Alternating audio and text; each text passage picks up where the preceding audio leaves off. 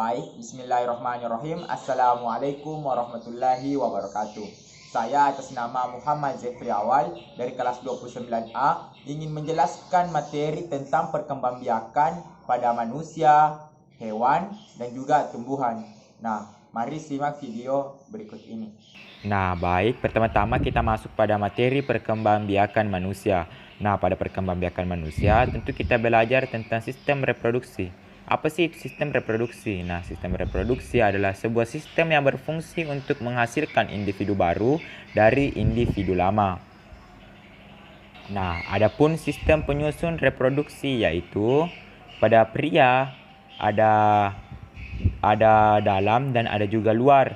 Kemudian begitu pula pada wanita ada dalam dan ada juga pada luar. Nah, pada pria yang bagian luar yaitu terbagi atas dua, yakni penis dan skrotum. Kemudian pada pria bagian dalam yaitu testis, kedua saluran sperma, yang ketiga uretra, yang keempat kelenjar reproduksi. Nah, pada alat kelamin luar yaitu ada penis dan juga skrotum. Pada penis berfungsi sebagai saluran kencing atau urin dan sebagai saluran sperma. Sedangkan skrotum pada bagian di dekat penis terdapat kantung yang terlihat seperti lipatan-lipatan kulit yang namanya skrotum. Pada alat kelamin dalam, testis yaitu merupakan organ reproduksi yang berbentuk bulat telur berjumlah 2 buah atau 1 pasang dan tersedia dalam skrotum. Nah, adapun saluran sperma yaitu sperma yang diproduksi di testis akan keluar melalui epididymis. Epididymis merupakan saluran yang keluar dari testis. Pada saluran ini sperma disimpan sementara waktu hingga berkembang sempurna. Nah, kemudian yaitu spermatogenesis. Nah, pada wanita terbagi juga antara luar dan dalam. Yang luar yaitu vulva, sedangkan dalam yaitu ovarium dan saluran kelamin. Atau tuba fallopi, ada rahim dan ada juga vagina. Nah, wanita pada alat kelamin luar yaitu yang terletak di luar ada vulva, ada labium dan saluran kelamin. Vulva yaitu suatu celah paling luar dari alat kelamin pada wanita. Alat kelamin dalam yaitu ada ovarium, merupakan organ reproduksi wanita yang ada di kiri dan kanan rongga perut bagian bawah.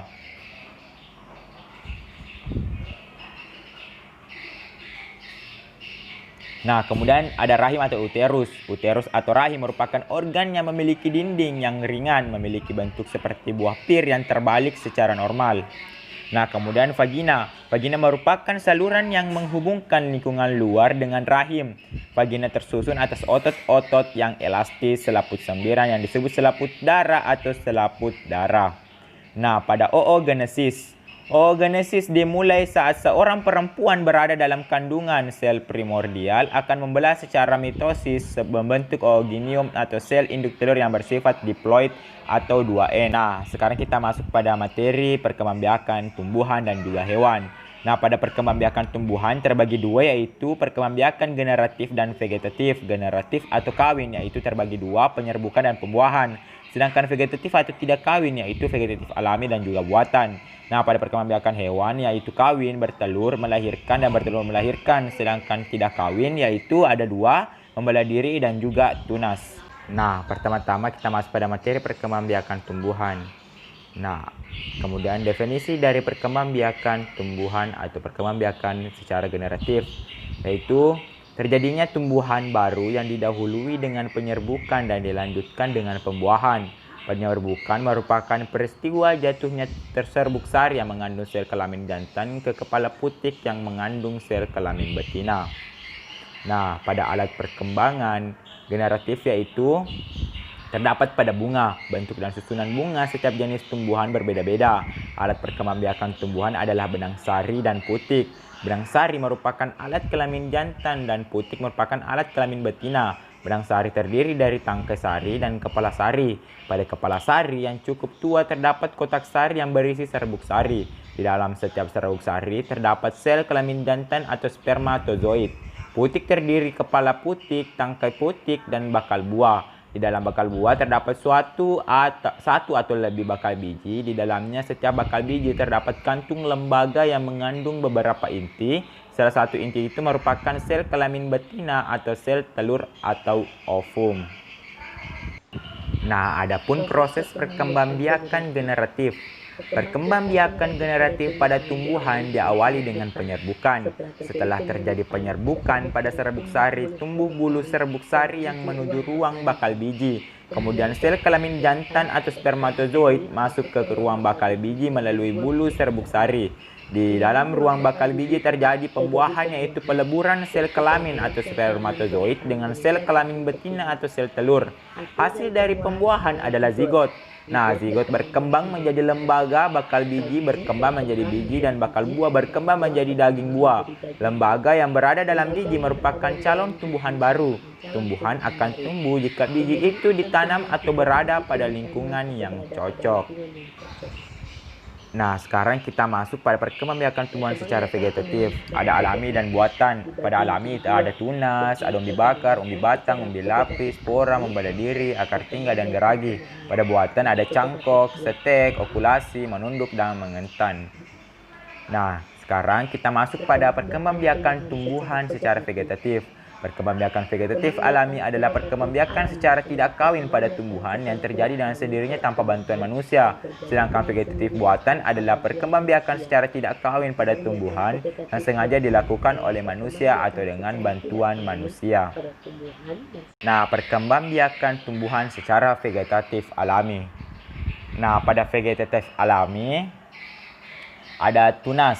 Nah, tunas tumbuhan dari batang yang terdapat di dalam tanah muda menjadi tumbuhan baru dan tumbuhan di sekitar induknya sehingga terbentuk rumpun tunas.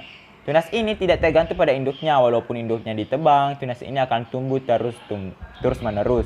Tumbuhan yang berkembang biak dengan tunas antara lain pisang, bambu, dan tebu. Nah, kemudian ada umbi bakar. Nah, pada umbi bakar adalah akar yang membesar berisi cadangan makanan. Jika umbi ini ditanam bersama dengan pangkal batang, maka akan tumbuh tunas. Nah, kemudian pada umbi lapis. Pada umbi lapis merupakan pelapa daun yang berlapis-lapis. Pada bagian atas umbi lapis tumbuhan daun, sedangkan pada bagian bawah umbi lapis terdiri dari cakram dan akar serabut. Contohnya bawang merah, bawang putih, bunga, bakung, dan lain sebagainya. Pada umbi batang. Nah, umbi batang adalah batang yang tumbuh di dalam tanah dan ujungnya menggelembung menjadi umbi. Umbi batang tersebut sebenarnya merupakan cadangan makanan bagi tumbuhan itu. Nah, sekarang pada spora. Bentuk spora seperti biji tetapi sangat kecil. Spora hanya dapat dilihat menggunakan mikroskop, tidak dapat dilihat dengan mata telanjang. Spora dibentuk di dalam kotak spora atau sporanium. Nah, kemudian pada membelah diri. Membelah diri, tumbuhan yang berkembang biak dengan membelah diri adalah tumbuhan tingkat rendah seperti ganggang. Ganggang ini membelah sel tubuhnya menjadi dua. Masing-masing sel ini akan membelah lagi ketika dewasa. Kemudian akar tinggal adalah batang yang seluruhnya berada dan tumbuh menjalar di permukaan tanah. Nah, kemudian ada geragi. Geragi atau stolon adalah batang yang tumbuh mendatar di permukaan tanah. Tumbuhan baru dimulai dengan kuncup ujung yang menyentuh tanah, kemudian membelok ke atas. Nah, sekarang ada perkembangbiakan tumbuhan secara vegetatif buatan. Nah, ada cangkok. Mencangkok adalah memperbanyak tumbuhan dengan cara memotong dahan tumbuhan induknya. Biasanya itu ada pada biji berkeping dua atau dikotil, yaitu jeruk, jambu, dan lain sebagainya. Kemudian ada stek. Nah, menyetek adalah memperbanyak tumbuhan dengan menancapkan atau menanam potongan-potongan batang tumbuhan induknya. Tumbuhan yang dapat dicangkok adalah melati dan lain sebagainya. Kemudian ada okulasi. Okulasi atau menempel adalah menempelkan mata tunas dari dua tanaman yang sejenis, tetapi berbeda sifat. Misalnya mangga mana lagi dengan mangga arum manis.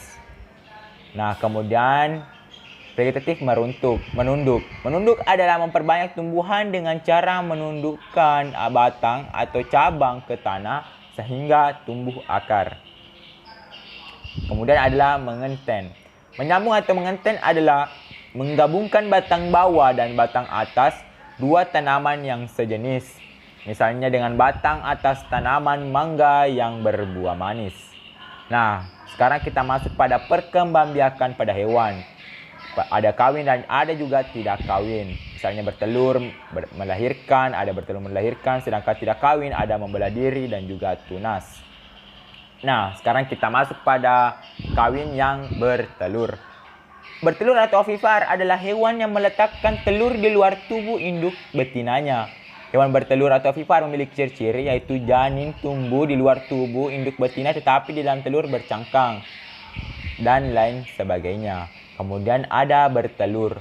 Contoh hewan bertelur atau ovipar antara lain ayam, burung, ikan, penyu, ular, katak, kupu-kupu dan sebagainya. Pada beberapa unggas atau burung, telur diarami sehingga memperoleh panas, kemudian menghasilkan generasi baru. Kemudian melahirkan. Melahirkan atau ovipar adalah hewan yang melahirkan anaknya. Hewan melahirkan berciri-ciri pertumbuhan relatif lambat, mempunyai daun telinga, dan lain sebagainya. Kemudian ada bertelur melahirkan. Nah, bertelur melahirkan yaitu perkembangbiakan hewan dengan cara bertelur melahirkan. Hewan betina yang berkembang biak dengan cara ini juga akan mengeluarkan telur dan juga bisa melahirkan. Kemudian perkembangbiakan hewan secara tidak kawin. Ada membelah diri dan ada juga tunas. Nah, pada membelah diri. Nah, membelah diri terjadi pada hewan bersel satu atau seperti amoeba, protozoa, paramecium, dan virus. Secara umum perkembangbiakan vegetatif pada hewan bersel satu dengan cara Nah, kemudian tunas. Calon anak muncul dari bagian samping tubuh. Lama-kelamaan calon anak tersebut besar dan memisahkan diri. Terima kasih.